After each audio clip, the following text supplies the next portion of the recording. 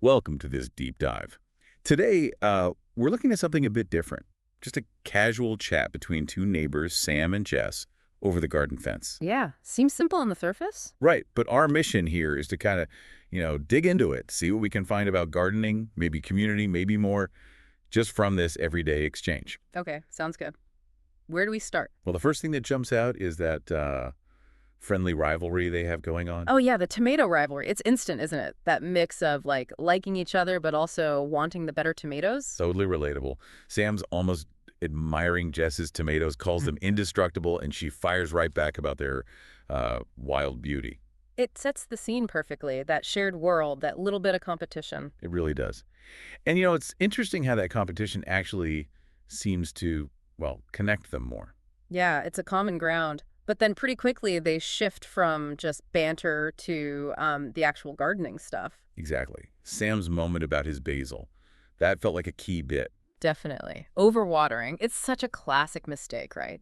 Thinking more water is always the answer. Uh-huh. And you mentioned the physiology, how it actually cuts off the oxygen. Yeah, essentially suffocates the roots. They need air just as much as water, and soggy soil doesn't have much air. So he thought he was helping, but really, He was kind of hurting it. It's that classic lesson, isn't it? Sometimes, less is genuinely more. which is such a good counterpoint to Jess's whole approach. Right. Her tough love method. She seems much more hands-off. And yet look at her zucchini, thriving. And maybe because of that accidental composting idea. That's a really interesting possibility. Maybe some leaves or clippings broke down near the plant, unintentionally enriching the soil, like nature doing its thing despite her not planning it. It just shows, doesn't it? Different strokes. Sam's being super attentive, maybe too attentive. While Jess is more relaxed about it and she still gets results, it throws out the idea that there's only one right way to garden. Chance plays a role too. And that brings us to what feels like the garden hack of the week from Sam, almost. Which is? That sometimes the less you try to do, the better it goes. Backing off can be the best strategy. That's a big one. It makes you wonder, like, where else does that apply? Trying too hard, over-managing things. Yeah, good question. Getting in your own way, basically. Exactly. Then they touch on their plans for the week, just briefly. Right, little goals. Sam's now all about watering responsibly, lesson learned. Direct consequence of his basil experience, yeah.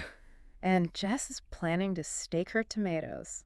Finally. It's just a snapshot, isn't it? The ongoing work, the little adjustments you make as you go. And it really hammers home that learning by doing part of gardening. They're both reacting, adapting. You can read books, sure, but nothing beats, actually getting your hands dirty, seeing what works for your plants in your spot. Absolutely. It's all experiential knowledge, really. And through it all, even in this short chat, there's that neighborly connection, sharing tips, bit of teasing. Support, even with the competition. It's a nice reminder that these small interactions, they can actually mean quite a bit. Learning, connection. Yeah. So, okay, wrapping up the main points. We had the fun of the rivalry. The big lesson about not overdoing it, especially water. And how sometimes, well, accidents can lead to good things, like Jess's possible compost heap. Right. Which leaves us with a final thought, maybe something for you, the listener, to mull over. Makes sense. Just think about the everyday conversations you have, the ones that seem, mundane. Like chatting over the fence. Exactly. Could there be some unexpected wisdom hiding in there? Maybe a casual chat holds more insight than you first realize.